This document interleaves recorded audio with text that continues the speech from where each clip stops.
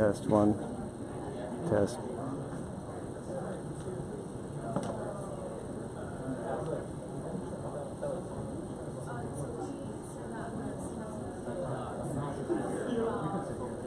Just a little bit. I'm from Chico, California.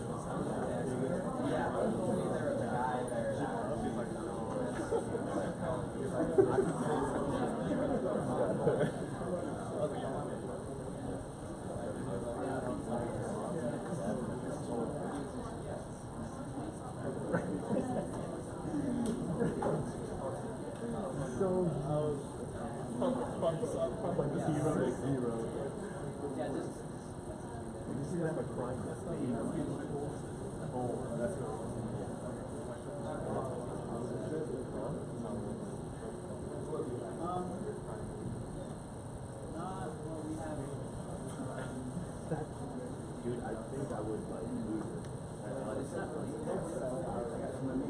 The whole time. And then the weight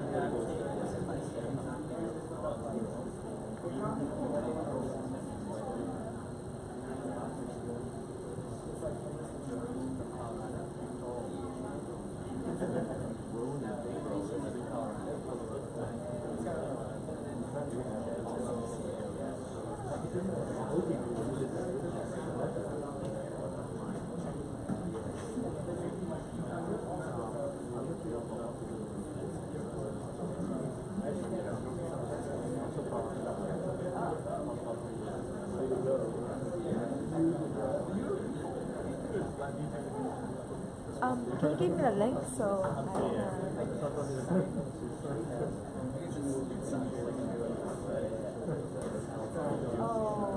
I see. Maybe. Yeah. Let me ask them.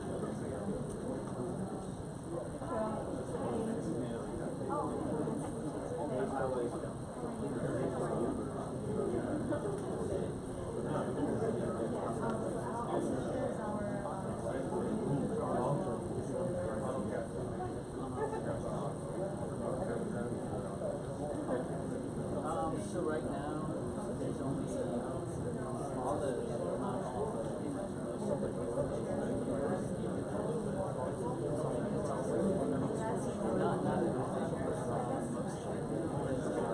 only thing that's missing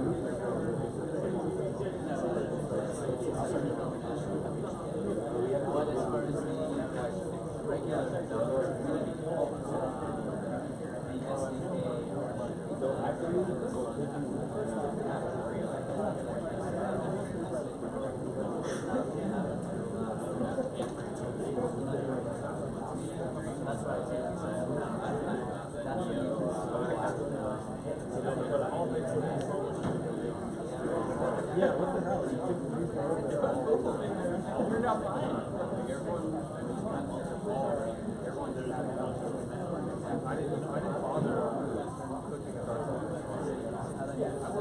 Okay.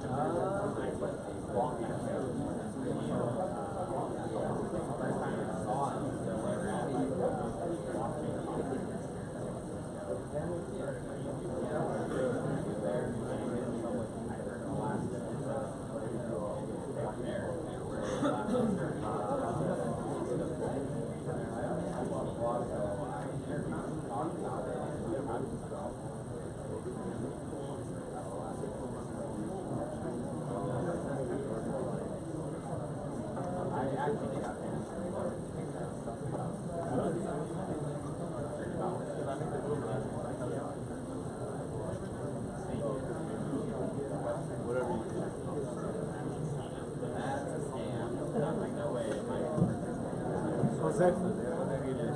So bad. Where are you having a seat? I'm sitting back there, By but yourself? it's kind of. How's it going, man? Hey, Good to how's see it you. going? I'll go join you guys. Okay.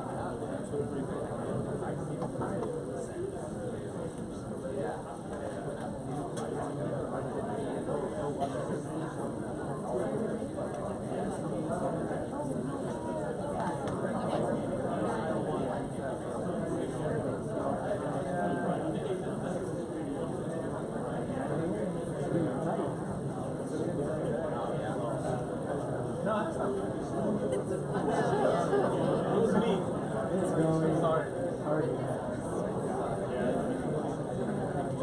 Wow. Pretty soon. How do you feel? Work.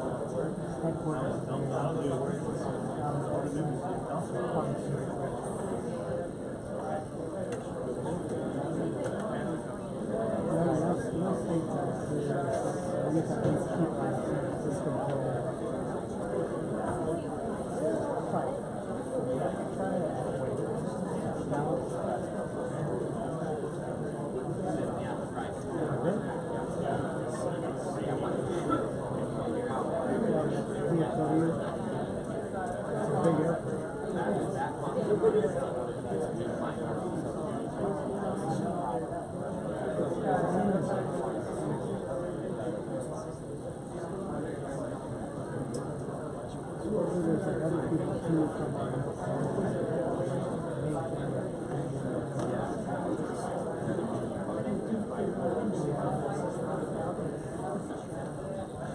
Too much work.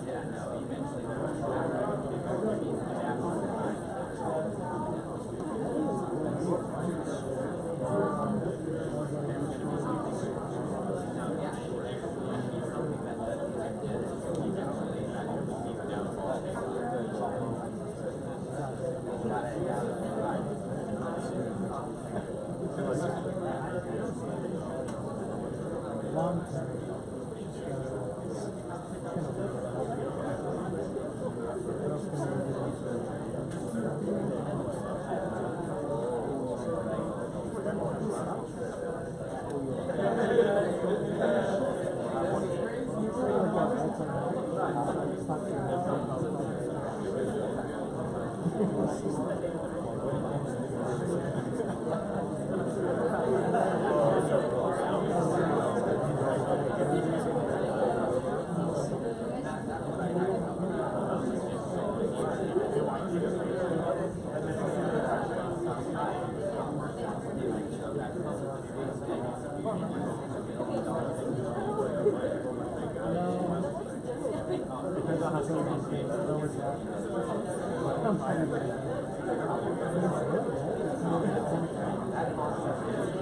I have a lot of work on it. I'm going to Ohio next week. Meeting with the customers.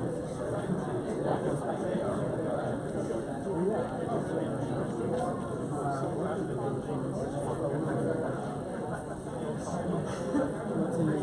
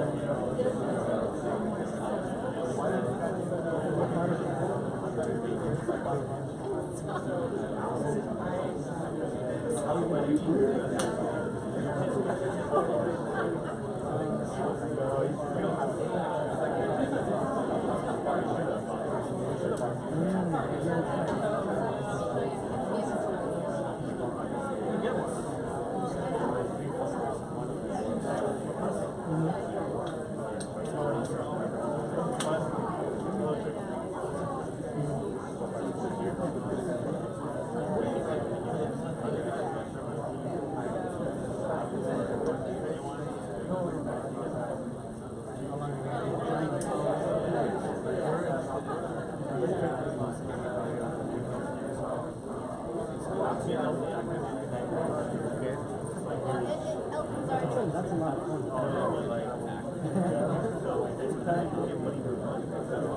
Yeah.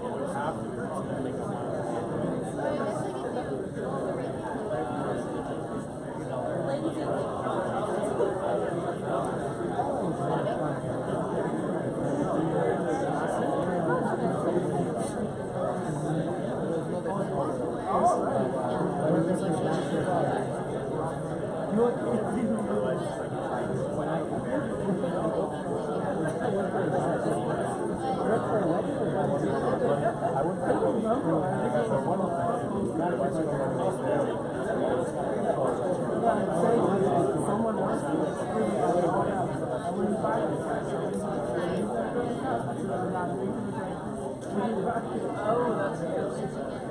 it gets pretty wild. It's crazy.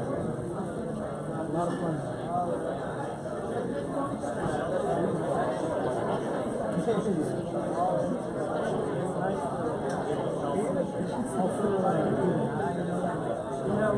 There's a conversation.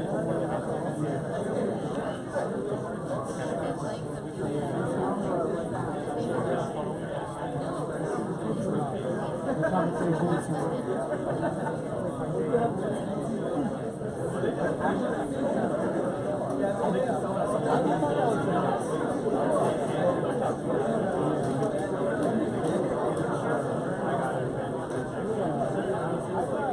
that was an example of 5 people, but it's like, let's say,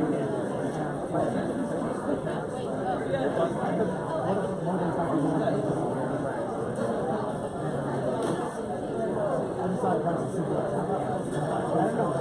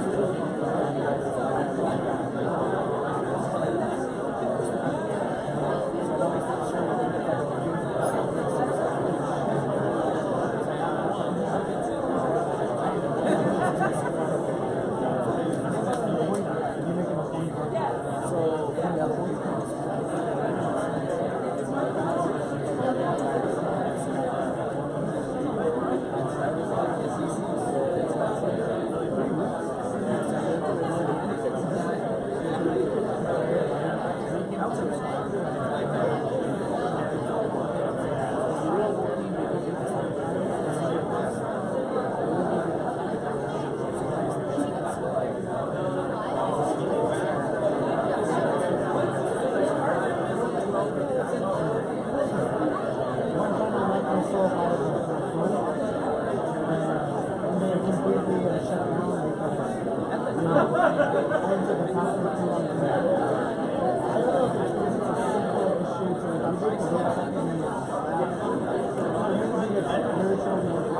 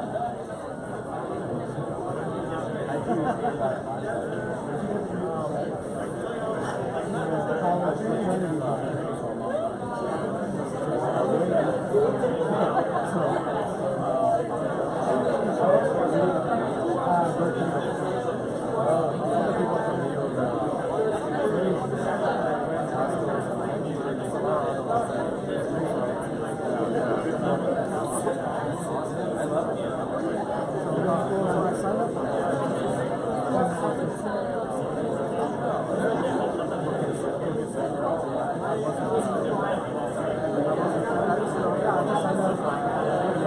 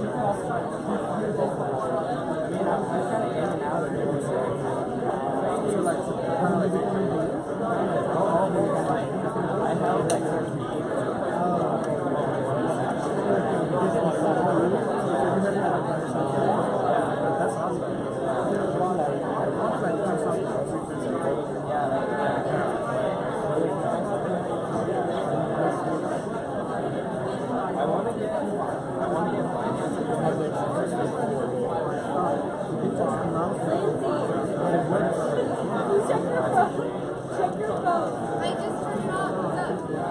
Look at your time. Try this shit. No, never again.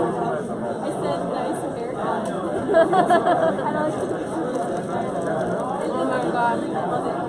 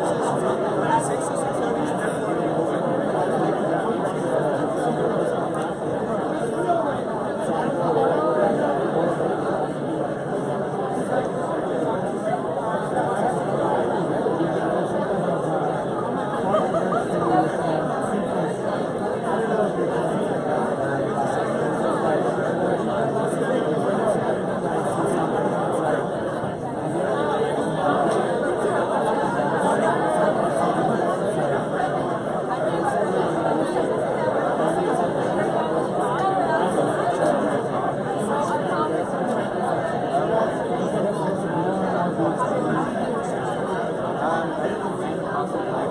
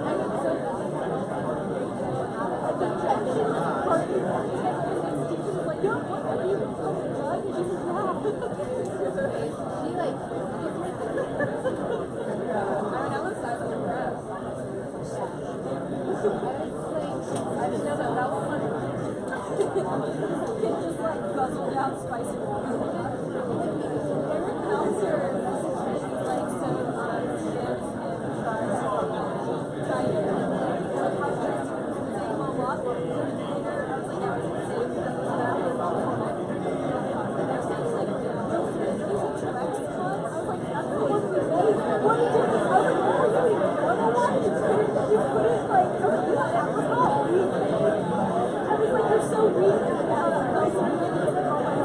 weak.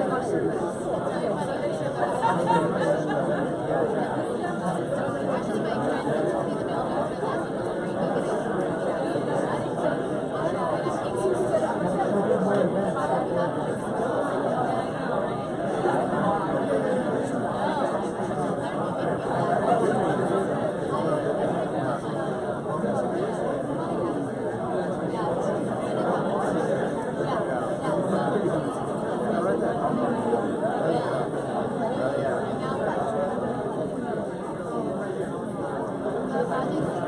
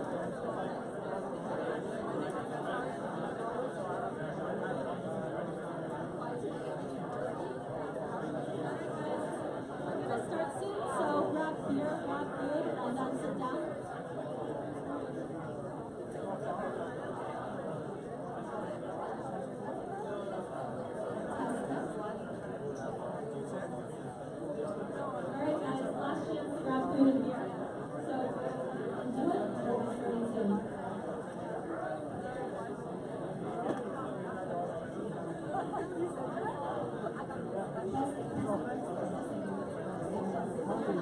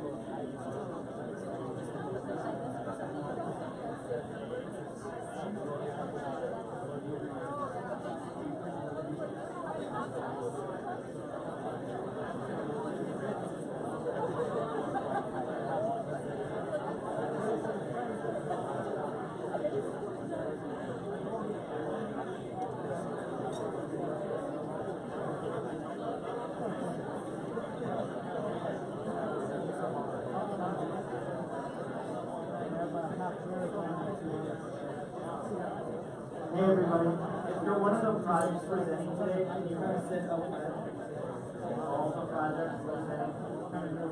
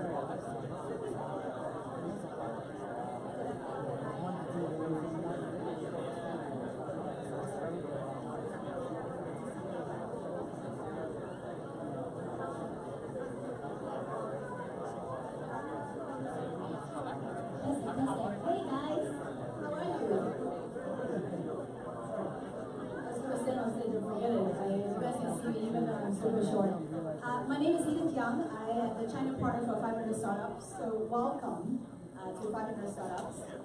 For those of you who, how many of you actually heard of 500 Startups? All right. So for those of you who don't know 500 Startups, 500 Startups is no longer 500 startups that we have invested. We have now invested over 2,000 startups. We have 4 unicorns, which is Twilio, our first IPO, SendGrid, Credit Karma, and Grab, and have another 40 companies or so that worth 100 million plus. So in the crypto and blockchain space is fairly new to us, and I'm actually running a blockchain track as we speak, investing and wanted to be more active in the token space. But sort of by accident, we actually invested in the equity side of Omise, which later on turned into Omise Go. Also Lightyear, which is the stellar equity companies, Unicorn and Simple Token, and many other really interesting companies, and we wanted to do more. For this particular program that we're doing is actually in partnership with the 4B Labs. 4B, obviously, for some of you may or may not know, definitely the top 3 exchanges in the world, and we're actively investing and looking at awesome projects together, and definitely want to do more. So for those of you who are working on interesting projects, please come and talk to me. But I would like to recognize a few folks in the audience that is on the blockchain track team. First one is Chris McCann, which is my good friend for many years, also run communities for Greylock. We have Bonnie Chung, who is our partner from Hong Kong, looking at a lot of blockchain-related things. So please go and talk to these guys. And of course, Siju, who is running this particular meetup, a big fan of Elastos, is also helping out, and she's formerly with Stellar and running all the communities. So we really wanted to help all of you guys to build communities, thinking through how to do corporate partnership. We have some friends from IBM in the crowd wanting to work with us, a lot of more and more blockchain-related companies. So we're definitely here for you guys. So with that, welcome. And logistics, please turn off your phone. The bathroom is over on my right. And I'm going to have Chris come on up to be the host and moderator of this particular meetup. Thank you.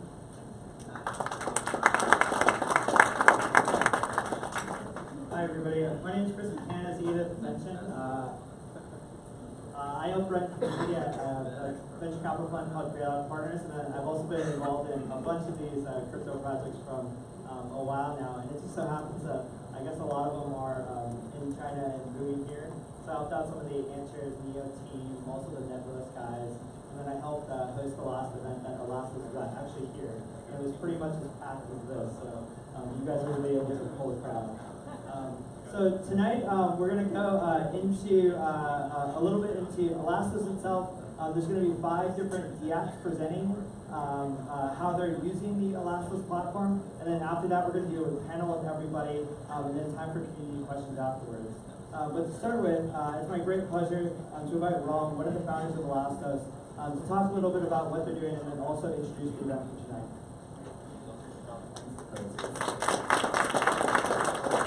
I'm very happy to present here. And last time, about the beginning of December last year, we did a meetup with Neo and Chris and everyone. And I'm just doing a quick summary of what has happened. Last meetup, we made an announcement that we're going to do a token sale in the US, which started on January 2nd, and we meet our goal within 2.5 days. Instead of original plan 14 days, 2 weeks, we meet the goal in 2 days. And we overrun by 5 times more than we expected. So then Faye is the lady with a very successful token sale here. And ELA coin started trading on Huobi exchange February 1st. And today I'm going to announce that we do a Elastos carrier, which is a decentralized peer-to-peer network. It's been open source on February 8th.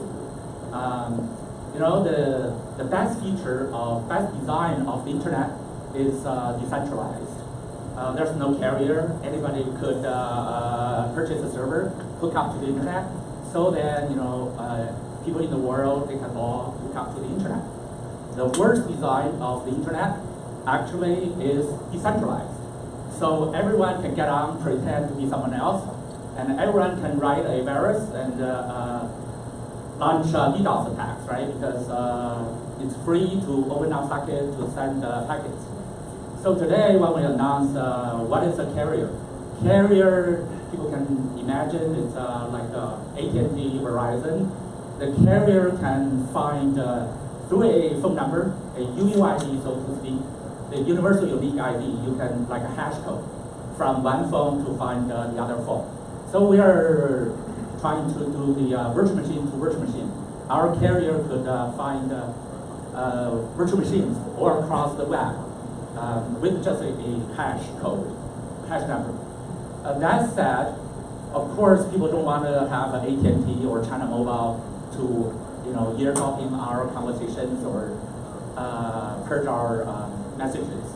So that's why we resort to the blockchain to make it a decentralized carrier. Then the carrier is running automatically without anybody's listening to it, because it's all end-to-end encrypted and it's run by itself by the miner, right? By the Elastos miner. So we have Wutihan, Bitmain, partner with us, use the mining machines and deploy all over the world. Make sure the network is have enough credentials that people can trust. So that said, we're going to release the sample code for personal cloud drive by the end of this month or early next month. By end of April, we're going to have PID, so-called decentralized ID. So then the phone, anybody here can apply to the Elastos blockchain, get your own ID. Then with the ID, you access your personal cloud drive and access the internet, right? So actually, since last December, it's been only like 3 months, and we've got the public chain running, several iterations already. It's fairly stable. People can go to Elastos wallet.elastos.org and apply for a wallet and try it yourself. And now we're doing the peer-to-peer network. This is also pretty much the very first in the world a decentralized peer-to-peer network, right? That's just good for IoT, for smart homes, for new web. So we are really, really ramping up very, very fast. Now I'm going to introduce our partners here today. We plan to have like DApp Meetup like every 2-3 months, but at the beginning may not be regular, but by the second half of this year, we hope to be more and more regular. And our first partner is Zappia. They're going to announce, because people heard about Telegram. They're announcing a decentralized Telegram. The Telegram that no one is listening, right? No middleman managing or running the Telegram. So now, because we have the peer-to-peer network deployed, now we're looking for the first partner, which is Zappia. Zappia has about 500 million registered users, right? How many active users monthly? 76 million active users each month, right? They are very, very popular in India, Southeast Asia, China, and Latin America for the peer-to-peer. When we do peer-to-peer network, of course, we want to be able to do face-to-face and do the airdrop, right? Cross-platforms, from iPhone to Android, from Android to PC, from PC to Mac, all peer-to-peer, face-to-face. You shake the phone and you send something to the other party. And we hope with the scarcity created by the blockchain, so you can send limited copies of digital assets, like ebooks, movies, whatnot, to face-to-face, right? When you read the ebook, when you're done with it, and you shake your phone and you sell it to your friend, right? And that's Zappia. And the next one, we have the gaming company, the guy over there. So they are doing a peer-to-peer gaming platform. So they're going to do limited edition, boutique kind of games, high quality, like limited edition, selling you high price, right? And but you can collect, you can put it in your shelf, virtual shelf, right? Then if you're tired of it, you can shake your phone and resell it. Hopefully, if it's played by like Steve Jobs or whatnot, you can sell it for more. And of course, then we're going to have the TCP trust credit and power. What they're doing is, of course, they're going to talk a little bit more about. We all know about mortgages being sold and resold, right? And they're doing the rentals in China, in the US, for rentals to monetize, tokenize. If you have rentals, then you need money, say your kids getting married, then you can get some money out of it, right? And you can resell it. So of course, when we work with the TCP, they're also going to have smart routers, set-top boxes at home. Because of its rental, it's an Airbnb, you need to change the lock combination every so often. By that, they're going to have about 40,000 set-top boxes or smart routers installed this year with the Elastos peer-to-peer network built in. So then the peer-to-peer network will have roots down to the earth, right? So then we'll launch the peer-to-peer network with at least 40,000 nodes. Actually, the number should be higher. We're working on with other partners right now. So right now, for blockchains, hardly anyone could deploy anywhere beyond 10,000 nodes. So we're to start with 40,000 nodes this year. And we're going to do the merge mining also by the end of the year with Bitmain to open it. Anybody can purchase a mining machine and hook it up. And the next one, we have the Panda Energy. They're working on a United Nations project, have a solar panels installed on your rooftops, and to save the carbon consumption, and it's a credit or recorded on the blockchain. So anywhere, anybody in the world could have confidence that guy really saved that much Earth. And of course, to us, because of they have a DC to AC converter, because their power generated by the solar panel will be sent to the power grid. And just because of they have the converter, they have actually a converter has a PC in it, have a CPU built in, right? So that's also the route to us to hook up to the internet. The peer-to-peer network have more nodes, right, to do the relays, to do everything. And of course, the next one's Origin, which is a NASDAQ traded company. They're doing the seeds, right, the hybrid seeds. Of course, because of their growing seeds, they have more than 10,000 small, I wouldn't say offices or warehouses to save their seeds down to in like China villages, right? And they're doing the supply chain, the agriculture supply chain, and doing the seed keep track of the provenance of seeds. But of course, also in China, people are trying to privatize farmland finally, right? And because of if you privatize farmland, and so if you hear about TCP, they can monetize the farmland. You sell your rights, or you rent your rights to the next door neighbor, or rent to the farmer, to the companies, right, to manage them in a more efficient way. So that's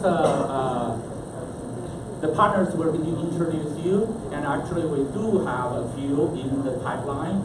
So we're talking about real dApps instead of crypto kitties, okay? We'll do it.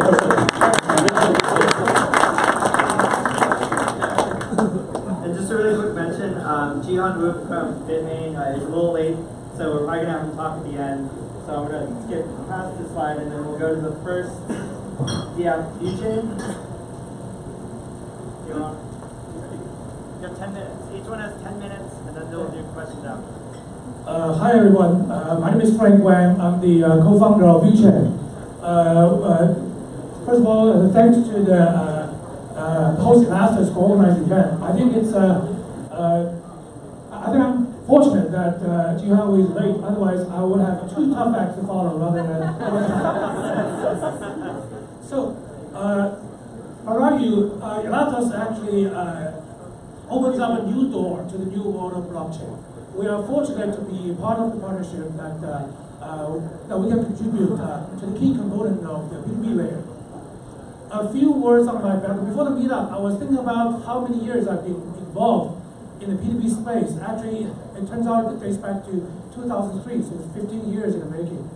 I studied ad hoc wireless routing at Stanford, and I built on that, founded my first startup company, Azalea Networks, which got sold to Aruba Networks, a $3 billion NASDAQ company, got merged into HP.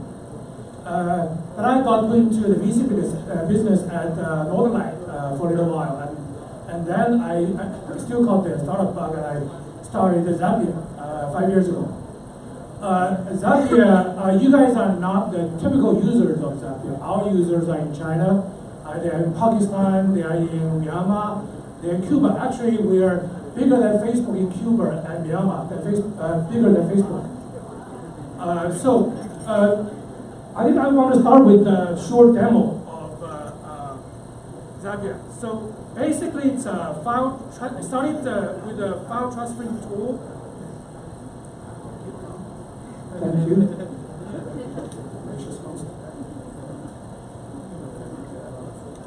So, I have my two phones here, and trust me, they are my phone that I use in China. They don't have the US SIM card. Also, the Wi-Fi here is almost not usable. So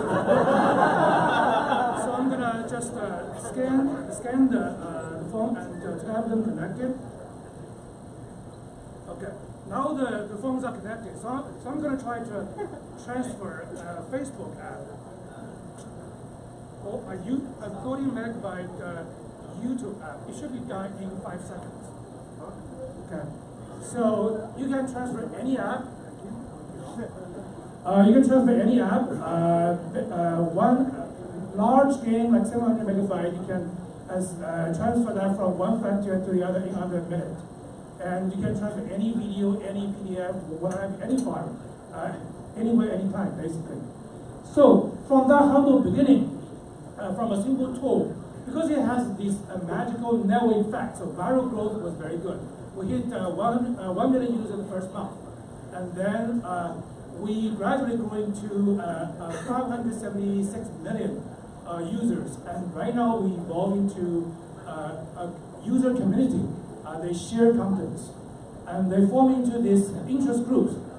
Some are into horror movies, some are into this kind of funny short videos, what have you. So these users, they started from a point-to-point network, and they form kind of a mesh-like sharing network. So we would like to think that our contribution to the P2P layer in the Elastos OS blockchain protocol stack are in 3 areas. One is the physical network layer from phone to phone. The second is we actually have the users. They form communities of shared interest. They are very focused groups of people. They share common interests, so similar contents get pulled together. And we'll come back to this point later. This is a very important point. The third point is we are going to have our own extensions of IPFS. IPFS, as we all know, works very well, mostly on PCs.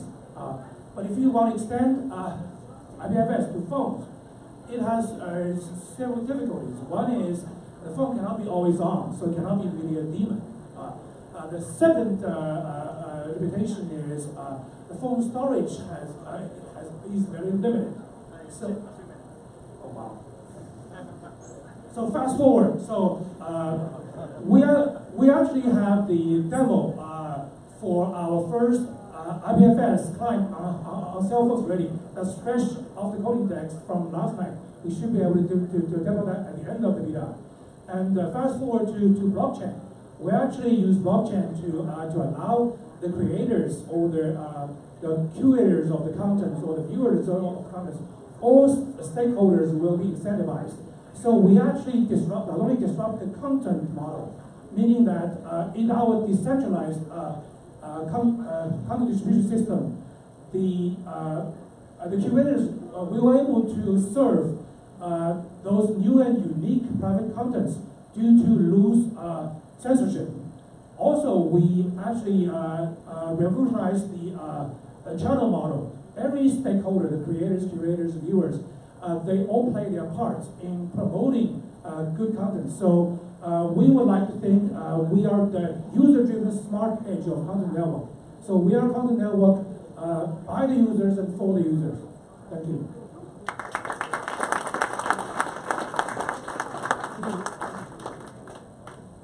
Cool, and the next project presenting will be INEX. Thank you everyone. My name is Jerry Lee. I'm the managing director of INEX. Yeah, why is INEX is different from Mr. Chen just mentioned about Pandemic? We have 2 platforms. This is INEX, which is we are kind of innovator in the new energy sectors. We do blockchain technologies for the energy blockchains, and also we do the kind of the pairing up the seller and buyer of the new energy asset. Another business we are doing now in China is the power sale. We have the power sale license in China mainland. And for Panda Green, why we call us Panda Green Energy? Because we have a solar farm with the shape of panda. I think if you are interested, you can search on the Google. You will find the Panda Solar project with the shape of a panda, 2 pandas. And this project is co-developed by the United Nations. For Panda Green, we are one of the largest new energy generator in China. We have more than 2 gigawatts operational assets in China and also in overseas markets. So why we think we are quite suitable to do the energy blockchain applications? Because we have the generation, and also we have the power cell license, and also we have the off-taker. And we are very glad to say that we launched our first energy blockchain applications in China with Elastos last month. We will choose 100 families in Shenzhen, one city next to Hong Kong, by using our technology to use the clean energy. And I think you can just think there will be a scenario. A lot of companies, especially the big companies, are saying that they are using the clean energies. For example, Apple. They said all of their Apple stores around the globe are using clean and renewable energy. How they could do that? For now, they have not used the blockchain technologies. They construct or acquire the renewable asset and pairing up the consumptions and the generations. But if there are more and more Apple stores around the world, they need to continue to acquire or construct the new energy assets or projects around the world. But it's very difficult for them. They are not the kind of generator, or they are not the expert in the energy sectors. So I think we can provide them a solution, the blockchain technologies. And how could we achieve that is that we use smart contract to pairing up the generator and the off-taker.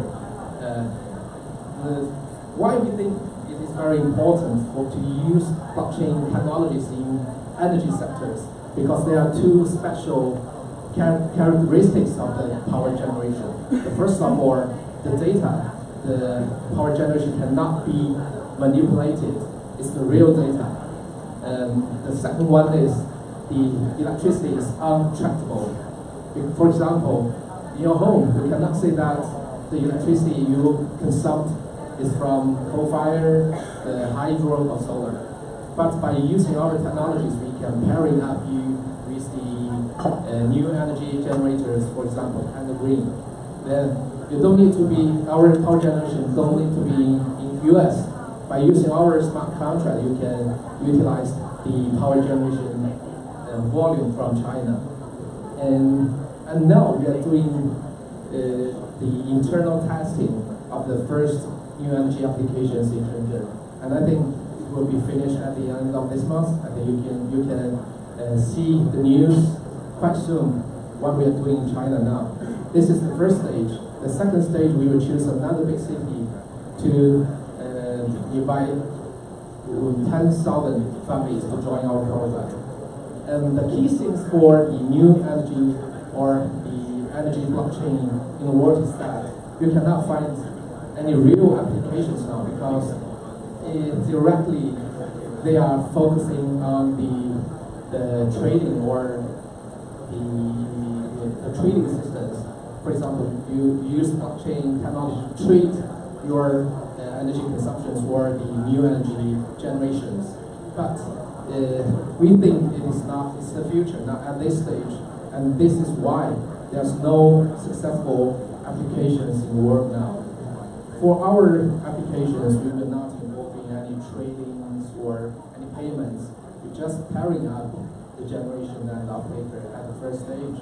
Then, I think maybe in the 2 or 3 years next, we will have our real trading systems, because in China now, and then in other countries in the world, they are opening the market for the power sales.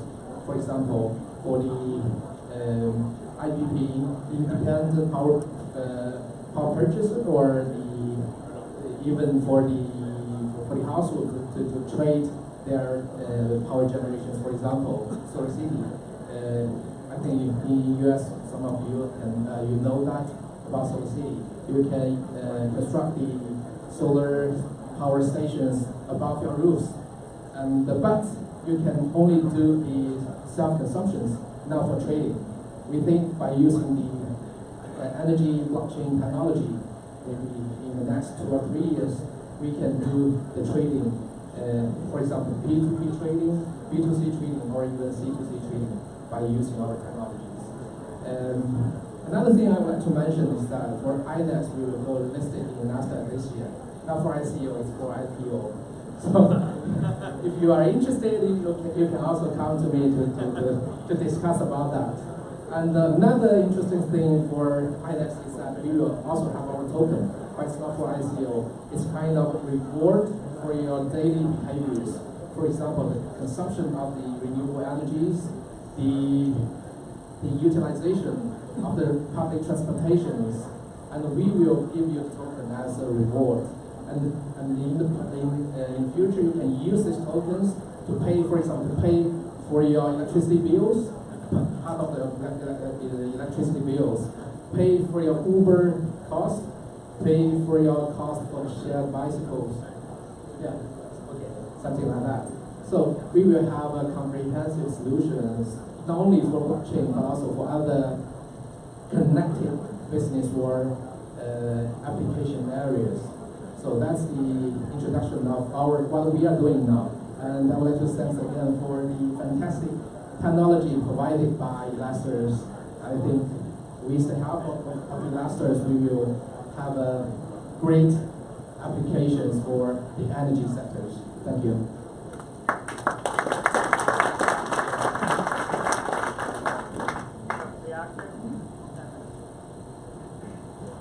Hi, my name is Richard Lubowitz. I'm here with Reactor. The two co-founders, Kai Zhao and Jeff Adams. Kai is here. Sorry, Kai is here. Jeff isn't. Jeff and I have known each other for a very long time. Jeff runs a game development company in Montreal. And my company, Uni Entertainment, has always represented Jeff throughout the years. We've done a lot of different projects together.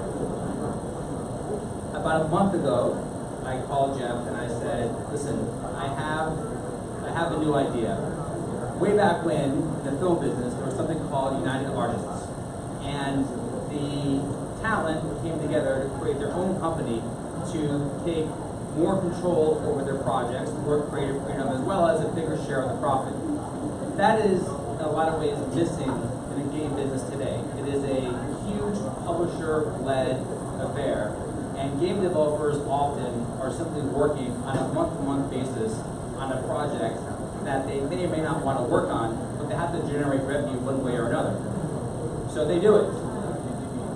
What we want to do, what I told Jeff was, let's create a United Artists for the game business. And I laid out my plan, take some developers, create a publisher around them, developers own a piece of the publisher, we raise money from the publisher to finance what the developers are doing.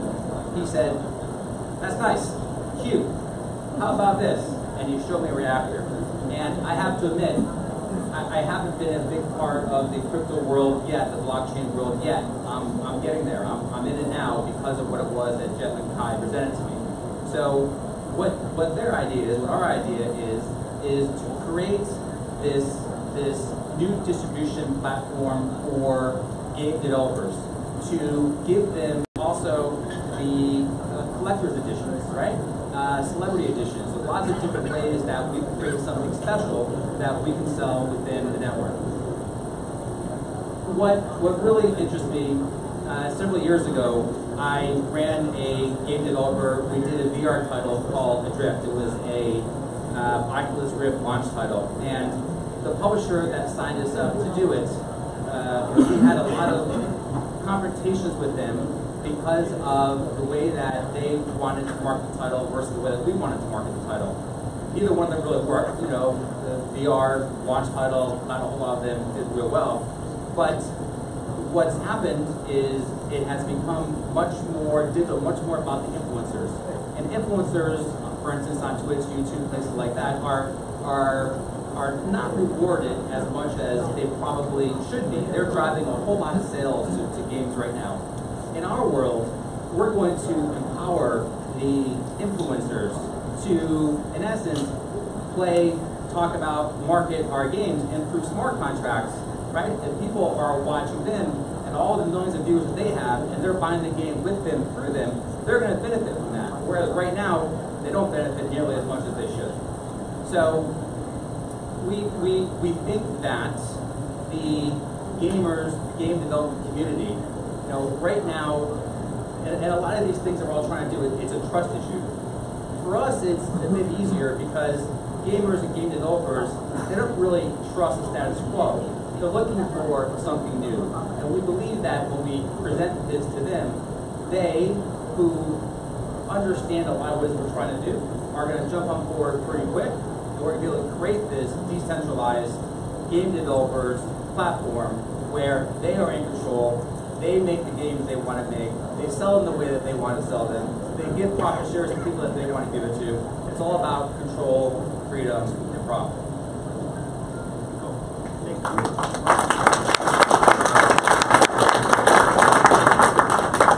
Next one will be Origin.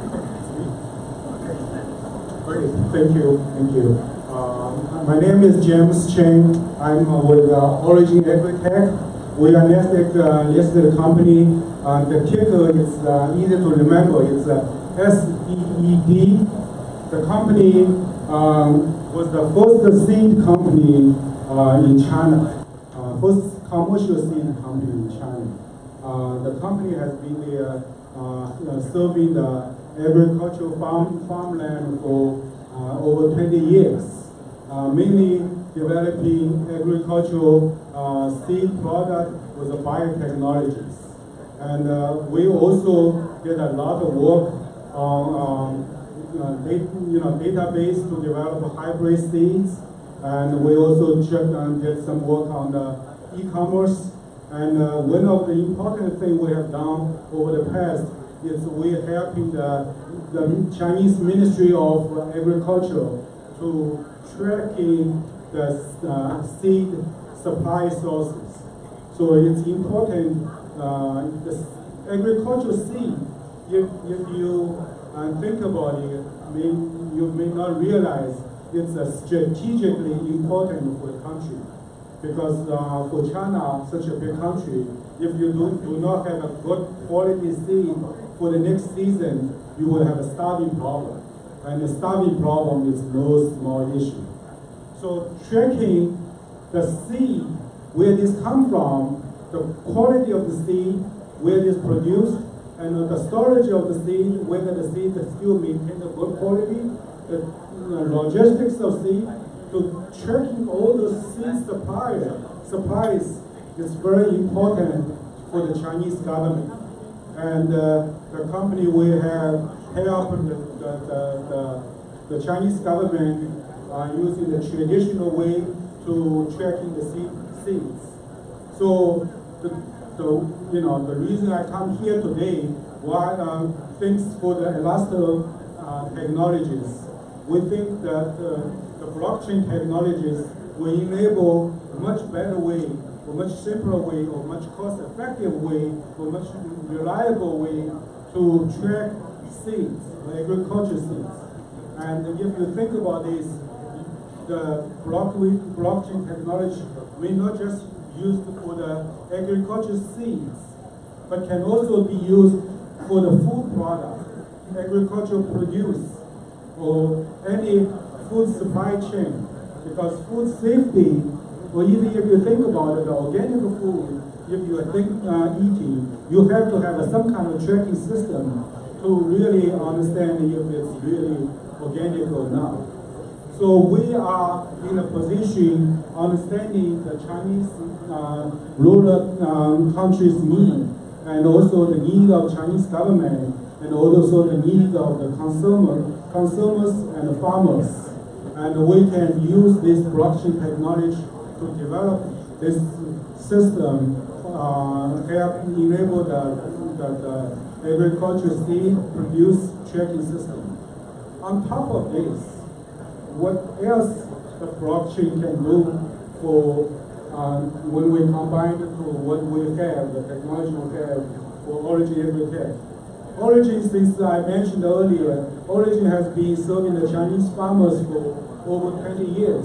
So we know the farmers, we know the rural country in China, and we know the need of consumption, and also the need if the Chinese government really open up the transfer of the land.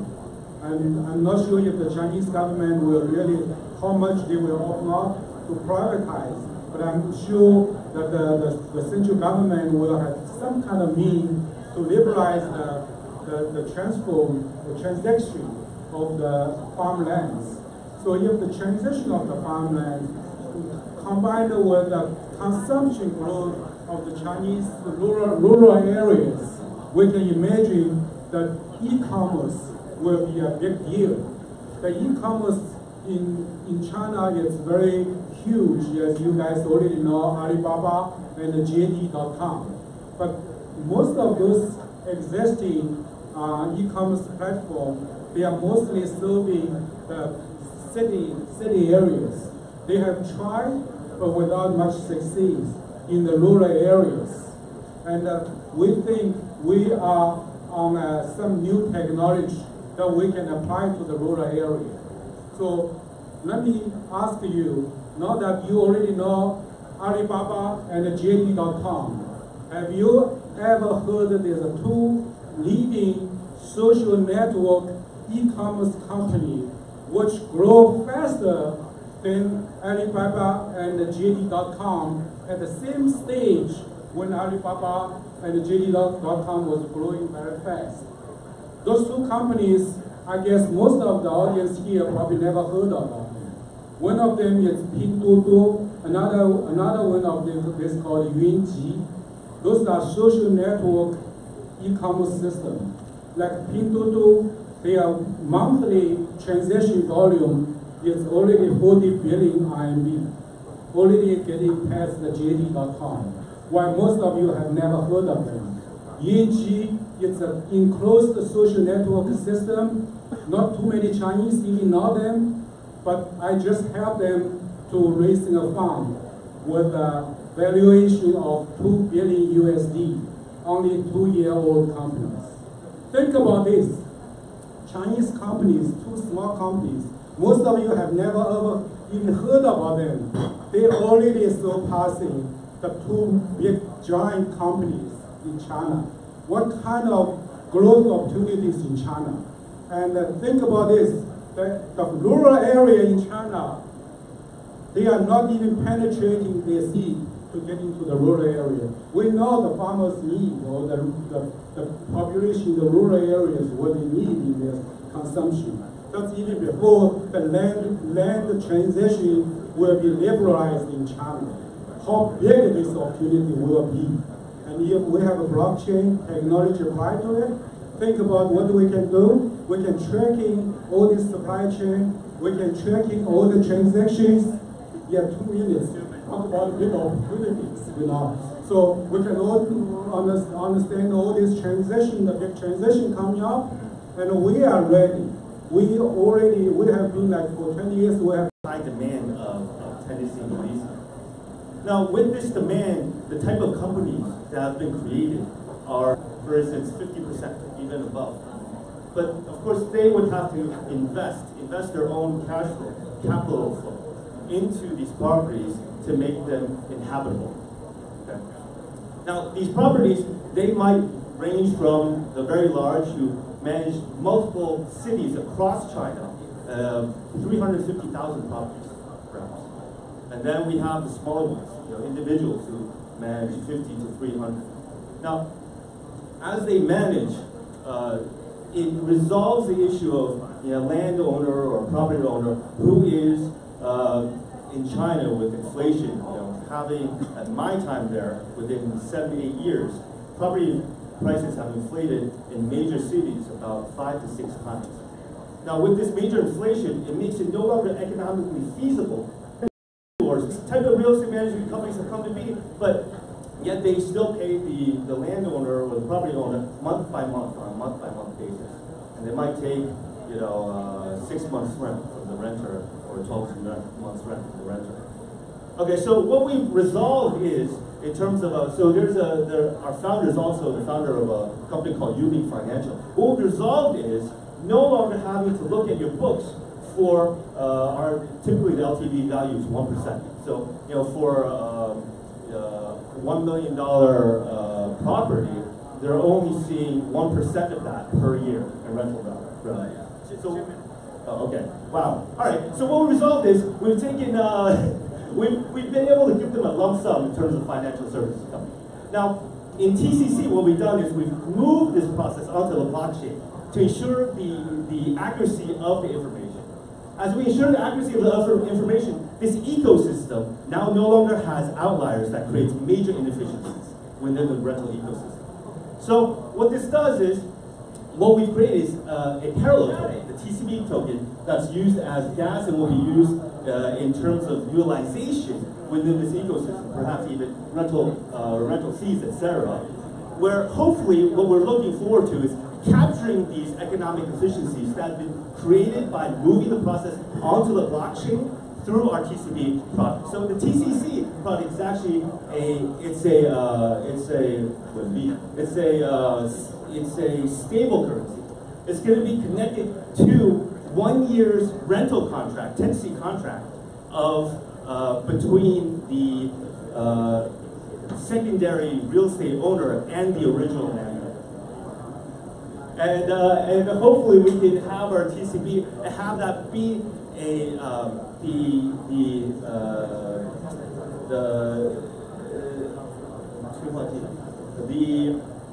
hopefully it'll be the lubricant within the ecosystem to be moving things.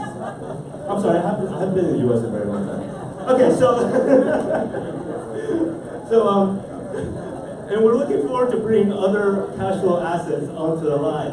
And because China is a very traditional, China is a very traditional atmosphere, so a lot of cash flow assets are not recognized as of yet. So U-Link in itself is already a great innovation, and we're hoping to bring that online.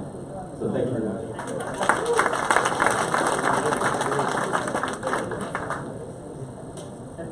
Thank you for all the DApp for presenting what they're doing. Before we get into the panel, Jihan came a little late, so we're going to have him introduce himself to the community, talk a little bit about the Elephant program that he's putting together, and then afterwards, Faye is going to do a ceremony thing, so I'll let him pass her. But before we jump into that, hello Jihan, Bobby, introduce yourself to the community. Hi, hello everyone. I'm Jihan, co-founder of BigMain. I'm also an angel investor of Elastos.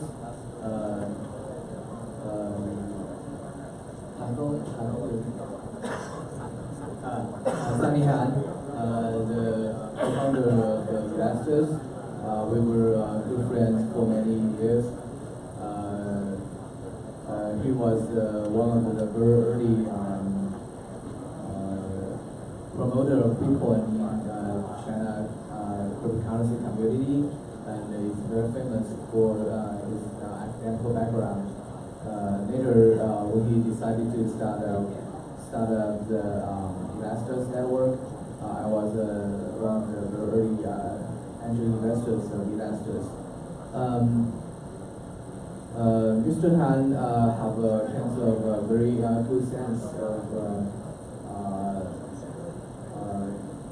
what kind of application does the blockchain can be applied to, and he knows that the scalability issues is very important, and also the security concerns over those network is very important.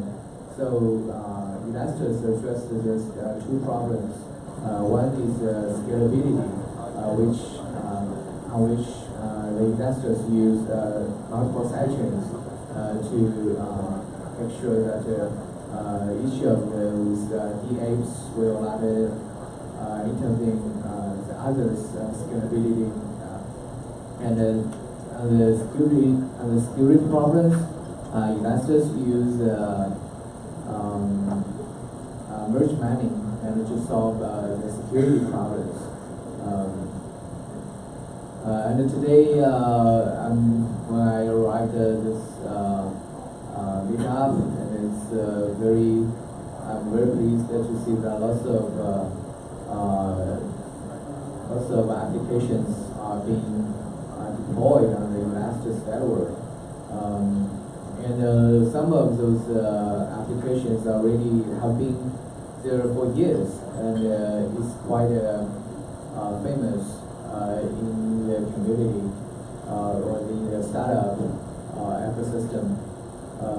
I think with those blockchain, and they are going to establish their business model, and they are going to start to create cash flow for the company and to better incentivize their users to interact with each other.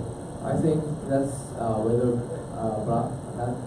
where blockchain is going to be used in the next coming years.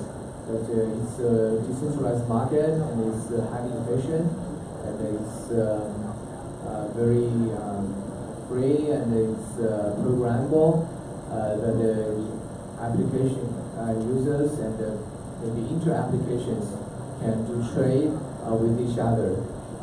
And that's the vision the Elastos are going to build. Thank you very much.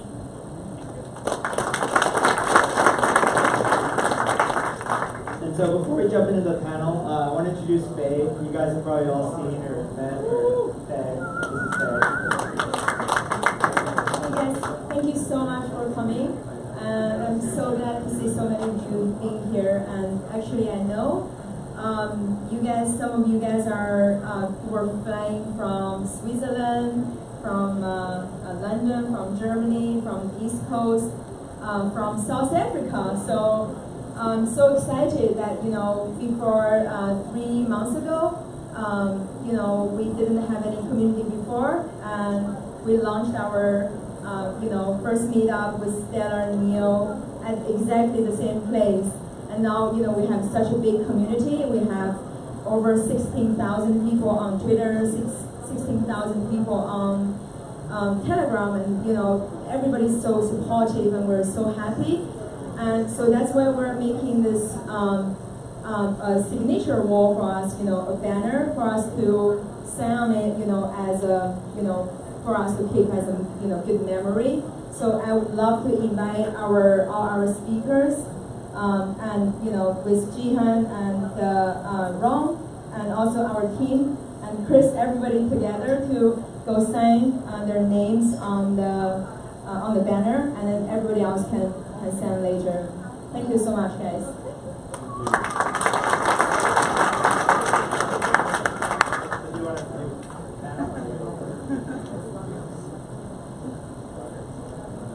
Yeah, may I make a few announcements?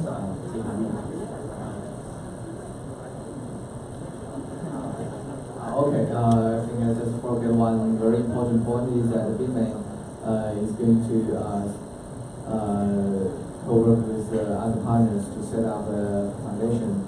I think it's more accurately it's kind of a venture capital fund to invest into startups in the Elastos ecosystem.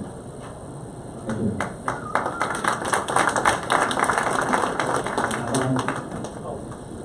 Since we are a DApp with hundreds of millions of users, and we have been working closely with the Elastos in the Elastos OS on P2P layer and on some other layers.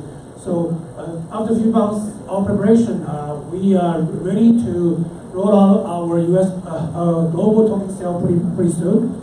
Ron suggested that I may not be the perfect announcer. Chris did a great job announcing token sale for us, so maybe we should supply him with more information that he be the best announcer. Thank you.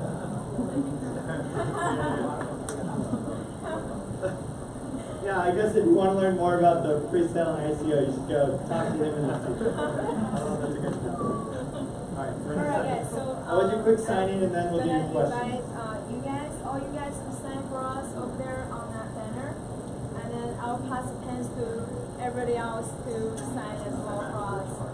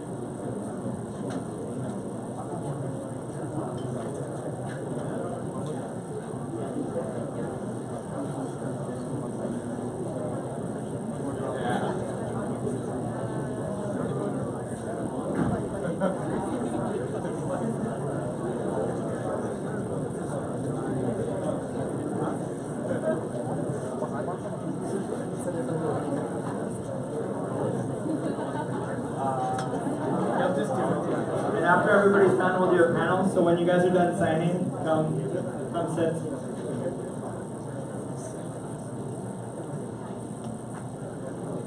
All right, for the panel itself, I have 2 prepared questions for the DApps and 2 prepared questions for these 2 fellows as well. So we'll start with the DApps. I'm curious for you guys, when you guys evaluated all the blockchain platforms you could build your DApp on, what was the thing that excited you most about Elastos? Why choose this versus Ethereum or any of the other ones? Well, to be honest with you, I've been evaluating the public blockchain for the last 2 years. And Ron Chen, being my upperclassman at Tsinghua, I know him for more than 15 years. And the chairman myself, I debated with him for the most of the last 2 years. I was debating with his vision. But finally, one day, somehow, it dawned on me I have the leap of faith. So thanks to the persistency of Ron.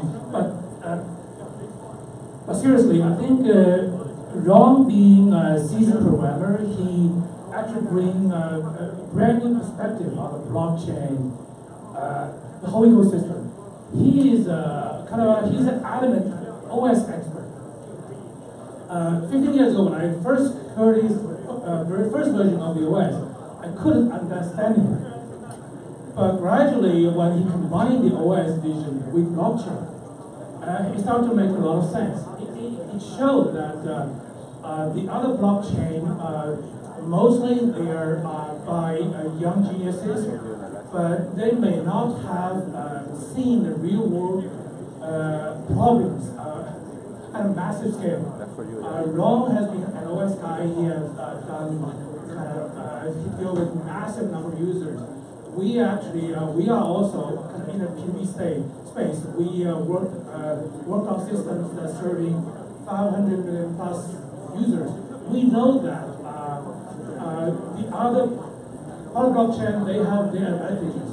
But right now we are at a critical juncture where we need more seasoned people with different perspectives. The Elastos system, they are very, very open. They have this mindset of certain blockchain does certain things, just like certain computers does certain things. So they actually have a lot of kind of open module that can plug and play into one system.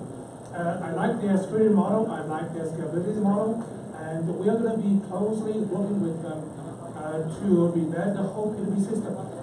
I think this is kind of the openness that we like. Whereas the other blockchain, simply people believe in certain young geniuses, and they review them as God. I don't think this is a scientific way of doing things. I think this is what blockchain need, kind of people with experience and work well with the young, breakthrough, from the young geniuses. So I think that's my main attraction for me to Elastos.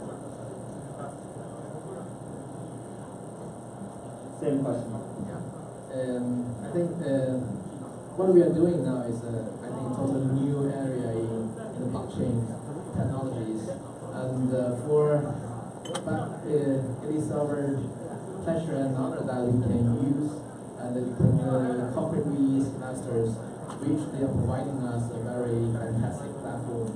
We can use that platform to do a lot of things for the energy blockchains, because they can provide us a platform for the apps, for different applications for the blockchain itself. So I think by using the technology from Elastos, our applications can be very stable and achieve what we want to do. Besides China, we are now also planning to launch our applications in the United States. There are one listed company in the US which provide the geothermal power generations. We will also use this generation capacity to do our applications in the US by using the platform which provided by Elastos. Why Elastos over other blockchains, given that you're evaluating?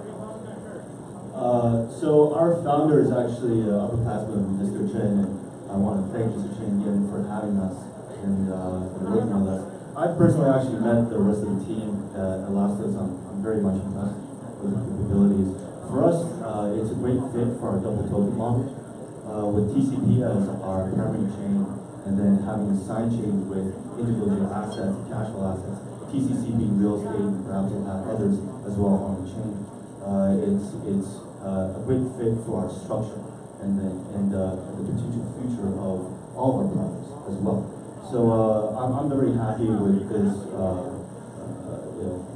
cooperation, and we also, of course, have multi-dimensional operations on the IoT level, where we'll be working together on having nodes as well in our smart routers together inside the real estate properties.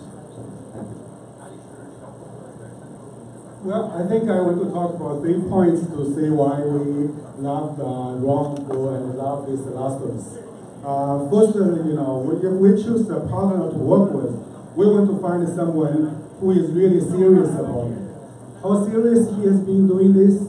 I mean, he has doing this for like 20 years or over 20 years.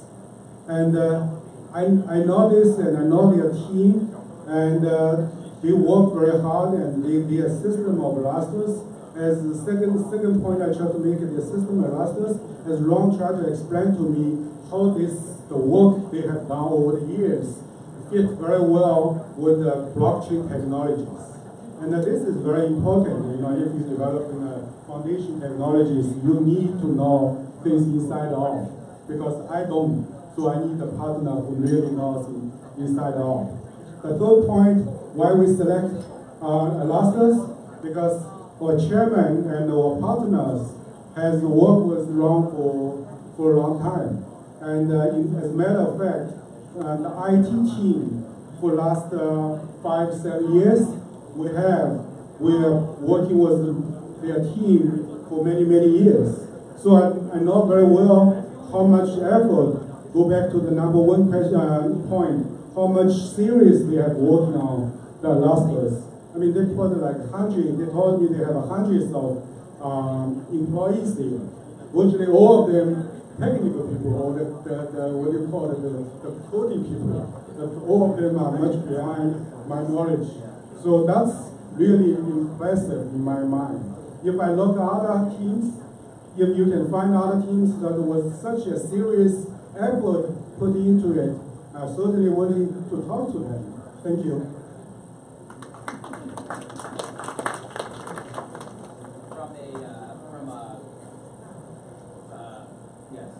From a content perspective, using Elastos Virtual Machine as a DRM system tool for us was very important. Also, the relationship with Force and the ability or opportunity to establish a side chain for Elastos in the game business. Those were 3 of a lot of factors, reasons that went into our decision. Cool. And then one more question for all the DApps. Like, many of you guys actually have existing companies that are now adding on a blockchain component or a decentralized component. Like, what do you think the blockchain offers you that you could not do before in regular centralized system world? Like, what is the big advantage that this is giving you? Well, I do think that having a conventional company is drastically fundamentally different from building a new company on blockchain. So we actually struggled with that a lot, but it dawned on us, kind of started with some real world problems. We have large user base in Southeast Asia, Middle East, and Latin America, and we want to incentivize the users. And then we find the local payment system, mobile payment system was just such a pain. If you visit those few dozen companies, you can't really kind of serve all of them, the local currency payment. So that was kind of those small things do add up.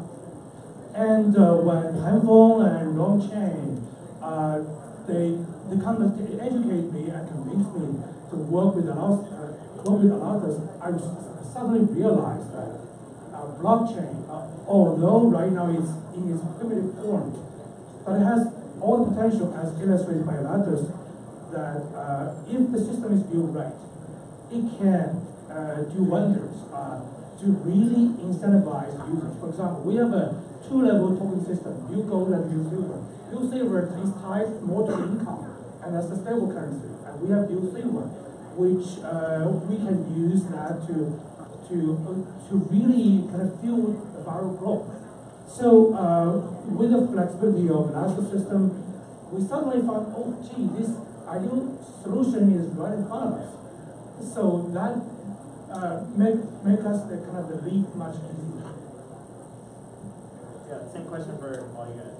Yeah, as I just mentioned before, there are two unique characteristics for Power to use the blockchain technologies.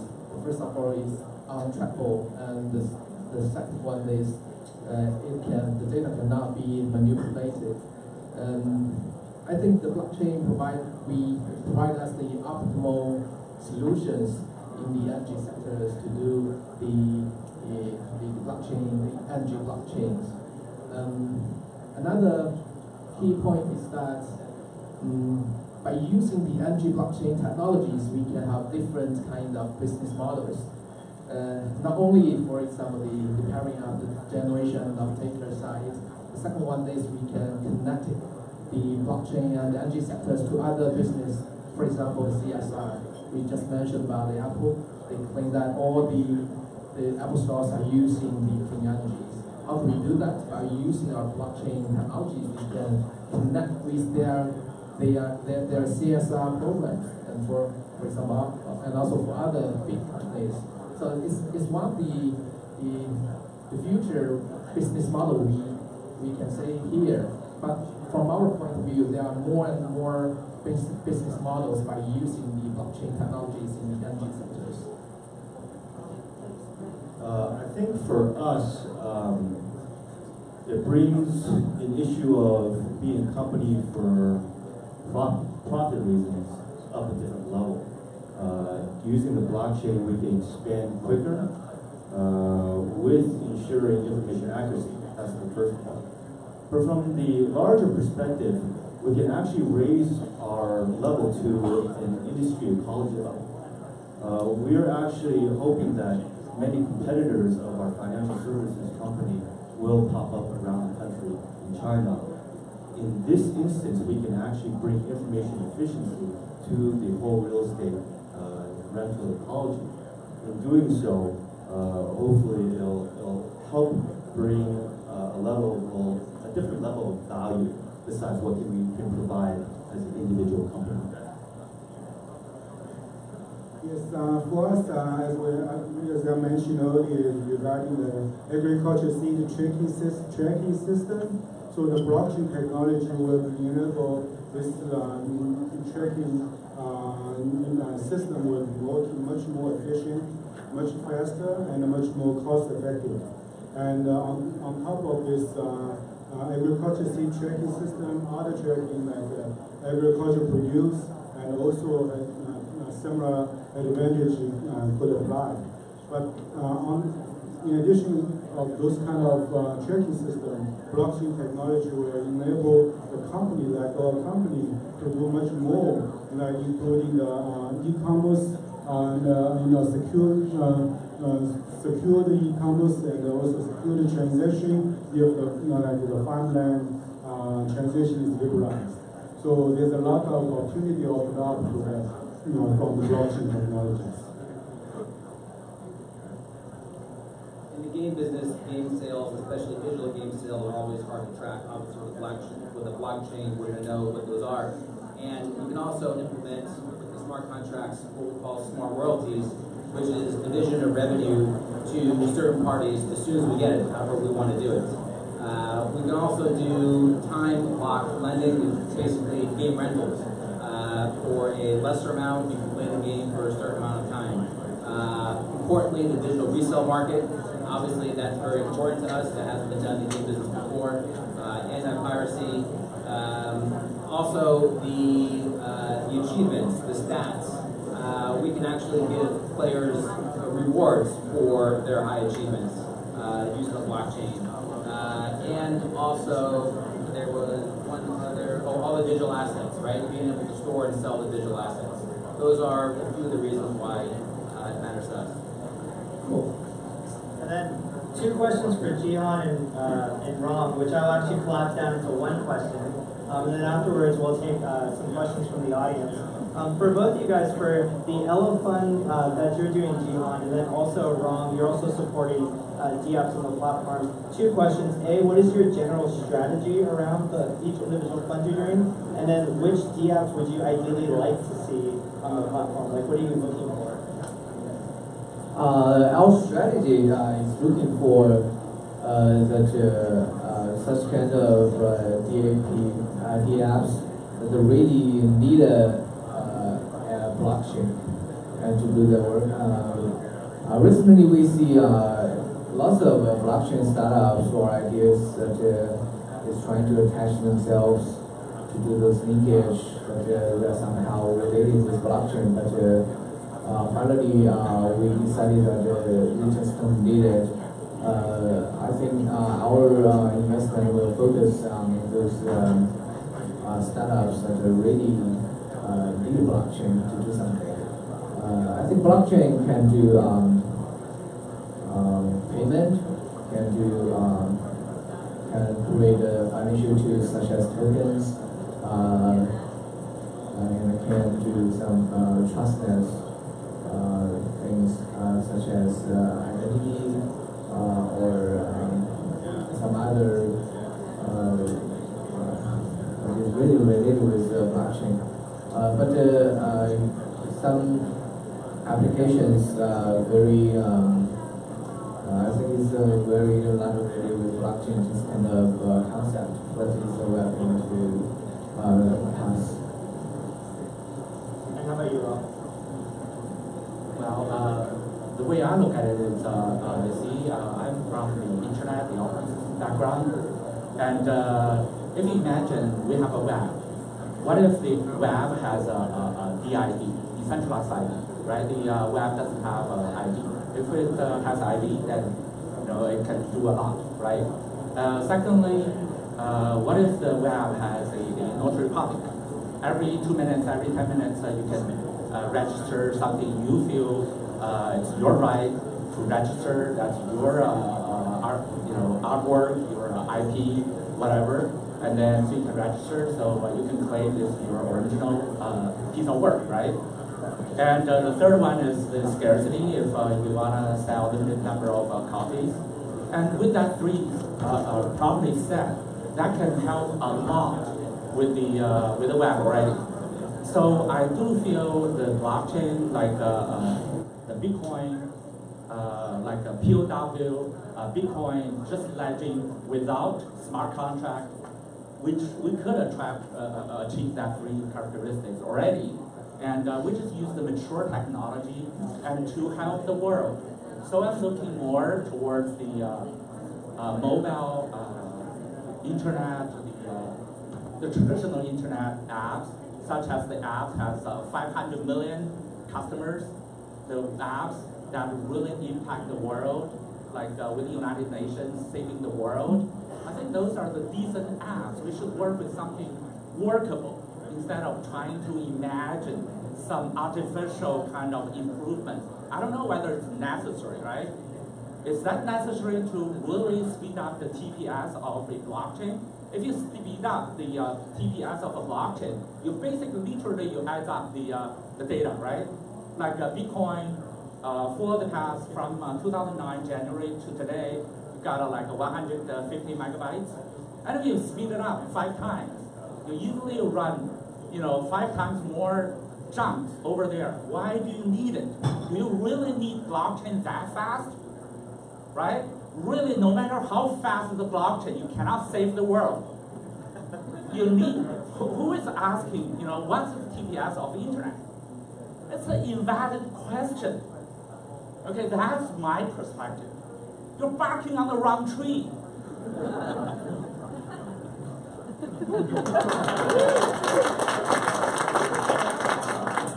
All right, so we're going to open it up to 3 questions from the audience.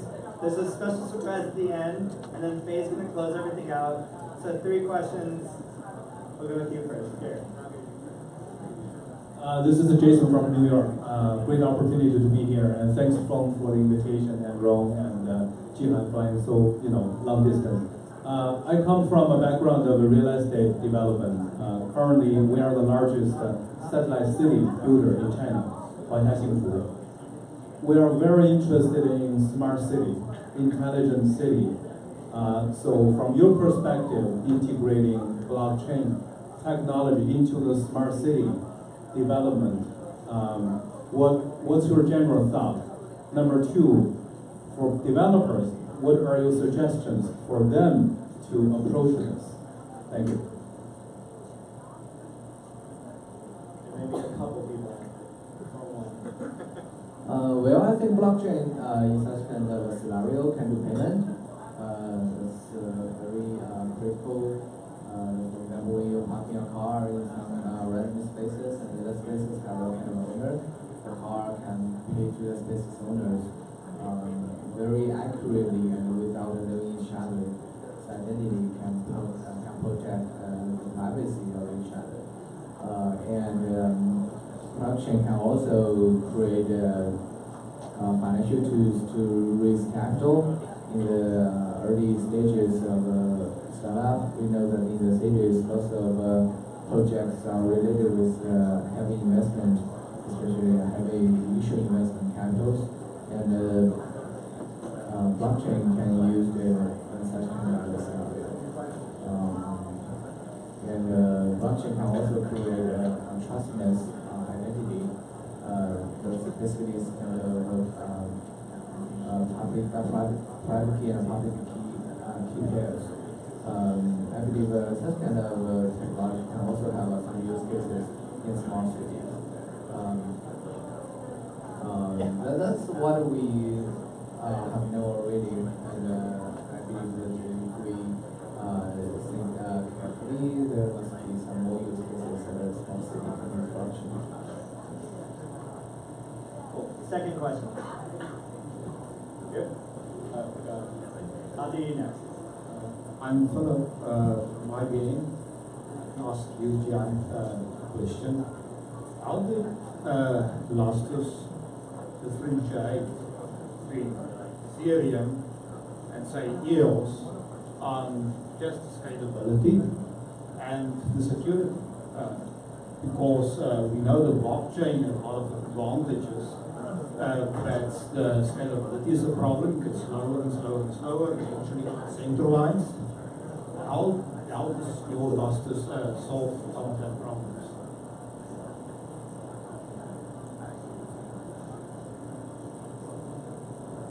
I think Professor Chen is a better person to answer this question. Well, to me, it's 2 things. Because we work with Bitmain. Actually, if anyone with the science degree, we know actually calculating nonce is a very, very simple mathematical question. It's just a brute, right? It's brute force. And any kind of conspiracy theory, I heard so much, because I was from China. I lived in the US for a long time, right? I know both sides. And both sides are basically brainwashed. Right? U.S. Americans are brainwashed, Chinese are brainwashed as well. And there's no question about it.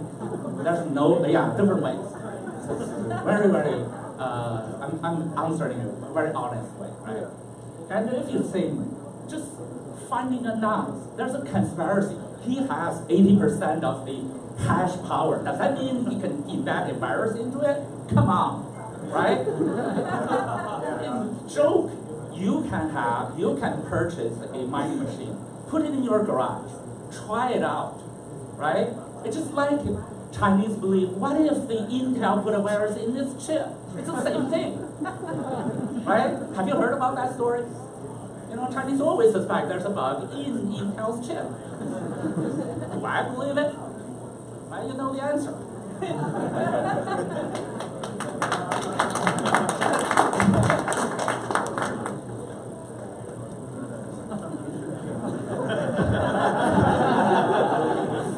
And the blockchain is slower. I don't think that's the answer, because also we are science students, right? If you got 2 megabytes, you got 1 megabyte block, you add it to 2. Still, it's a limited number. You run into that, you run into a bug, right? If it's 8 megabytes, you run into a bug, right? Why? Like if you speed it up, how fast can you speed it up? 5 times, 10 times more?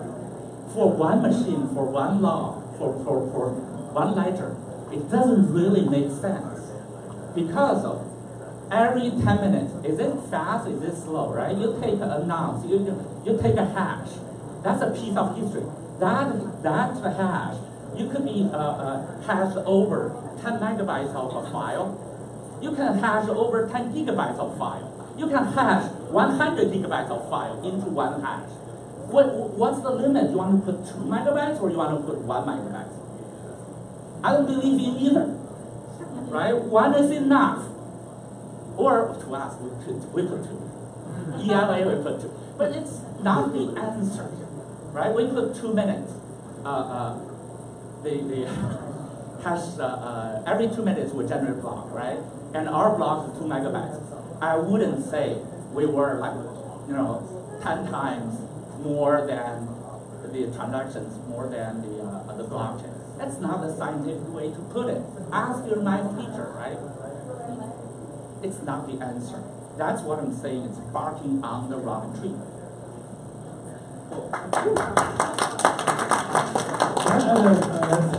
In perspective from the DApp point of view, there are 2 examples. One example is Filecoin. They're very careful in designing their consensus protocol.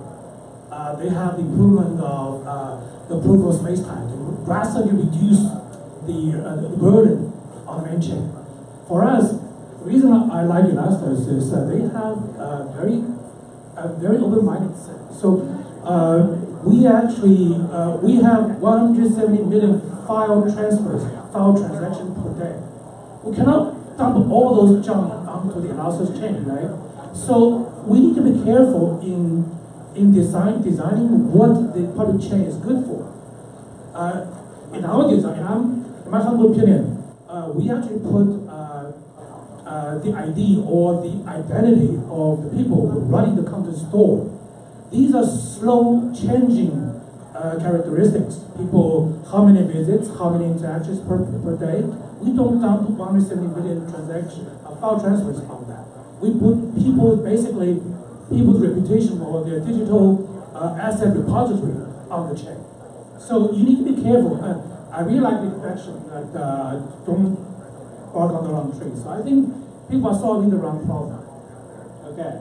Final question. I already did promise it. And then one other thing, if you do tweet, make sure to tweet or CC Elastos and 500 startups. FYI. Last question. I'll repeat it since you're on mic. Hi, I'm Yen, and I'm starting a project in the space, and thank you. Hi, I'm Yen. I'm starting a project in the space, and I've spent a lot of money on lawyers. I was curious what you guys think, since, the whole landscape around ICOs, around mining, around regulation just constantly keeps changing. What do you think are some of the regulatory risks in this sector?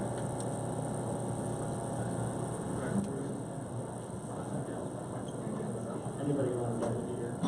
I think lots of those tokens created on Ethereum and other blockchains, and even Elastos is going to fall into the definition of security. I think the best answer is that to make sure that it's not a scam, at least. And if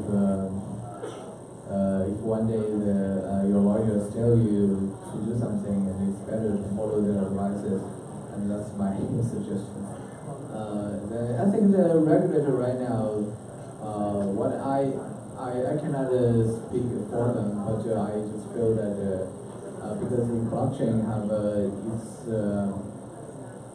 value that is good, have a huge value that they can create for the economic, and there will be lots of very successful startups that will be built on blockchain. I think in the end it will be regulated, but I think it will be allowed by the legal system to carry on. I think what startup founders should focus on is that they should really pay attention to whether your project is creating value, improving the efficiency of the ecosystem or not, or just trying to raise some fund and build a Lambo.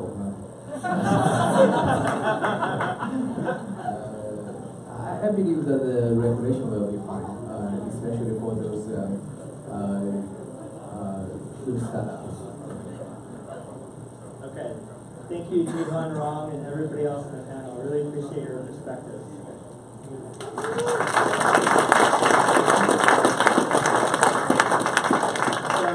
Faye is going to say a few closing remarks. There's also a special surprise. Whenever you want me to flip it, let me know. I'll let them know. So I basically have a question for you guys. How many of you have Elas? Please raise your hands. Okay, that's quite a lot, but still there's so many people. I'm surprised that you don't have Elas. So what I'm doing here is to allow you to have Elas from right now. So I'm gonna show you like the instructions, so you can follow the instructions, and we're gonna airdrop the Elas later once we have the registrations.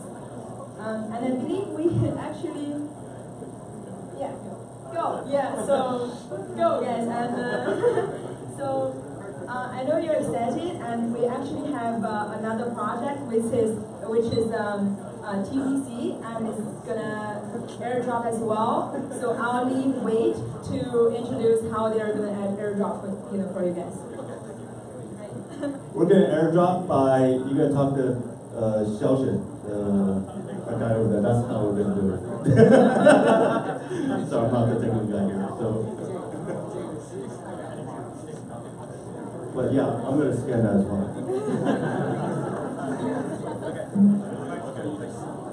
Anything else, Jeff?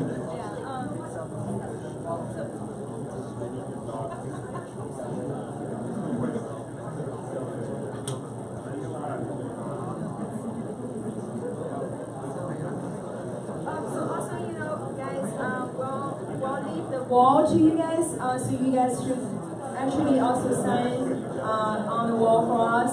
We'll keep this forever. So this is our first step, and for our next batch, we would expect it to be in the next 2 months. So stay tuned. Thank you so much, guys, for coming here.